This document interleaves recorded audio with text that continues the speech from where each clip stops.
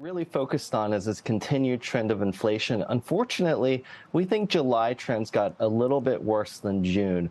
Also, promotions in the marketplace, particularly in apparel, as consumers really shift very rapidly.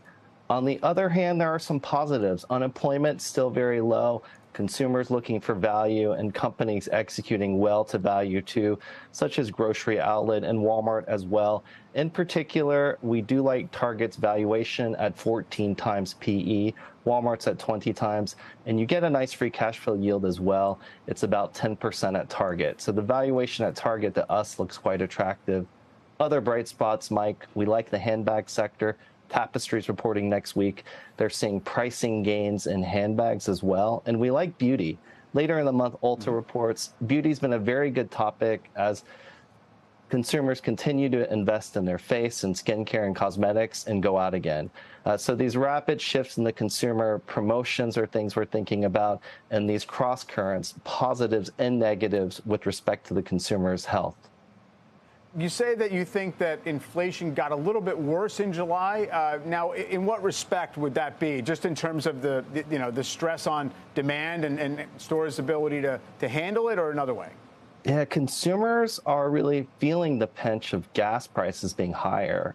Therefore, as we look at a lot of our analysis in July, traffic has been weaker, as well as consumers, particularly at the lower end, under 50,000 household income, spending less.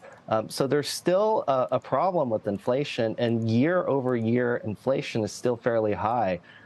That has weighed in on consumers needing promotions to really want to buy apparel. And there's been a major shift. You know, it's all about swimwear and suitcases and a lot less about sweatpants. That rapid shift has really impacted retailers' ability to move quickly, and promotions have been required.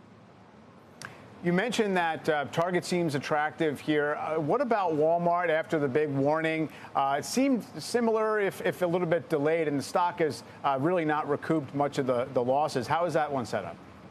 Well, Walmart is about 56% grocery. That's a stable business, and they will not be undersold. Walmart also prepared itself to promote specifically items in general merchandise and apparel and other categories. Walmart's also a very, very good executor in terms of curbside pickup. So we are encouraged in terms of progress they made, and they've taken markdowns very quickly, as well as Target. That being said, we have outperformed ratings on both. Target's valuation at 14 times versus Walmart at 20. It's a little bit more attractive in our view. But they're both really great franchises for the long term, for sure. Yeah, Walmart, of course, categorized as consumer staples. It seems to get that bit of a premium on that basis. And in terms of higher end, you mentioned some of the names in terms of luxury. Do you think we've sidestepped, the decline in the stock market and housing values coming off the boil? It's not really impacted consumers at the higher end? Well, we're more selective in luxury. In particular, Mike, we like certain brands like Louis Vuitton, as well as Canada Goose. Canada Goose had a great print this week. They are able to get price increases to the consumer, and that's a product that's around $1,000. And LVMH has a great franchise globally, as well as Sephora. What we would do is really put your eggs in with great top brands, which are still getting pricing leverage. The warning spot in luxury goods continues to be Asia and China, with lockdowns there and unpredictability. However, that's pretty well known, and it's in the numbers. The bright spot has been Europe, as tourism has really fueled Europe, and then the wealthy client will digest price increases for the right brands. Brands matter for innovation and pricing leverage. And with a weaker euro, probably that helped as well. Oliver, thanks very much.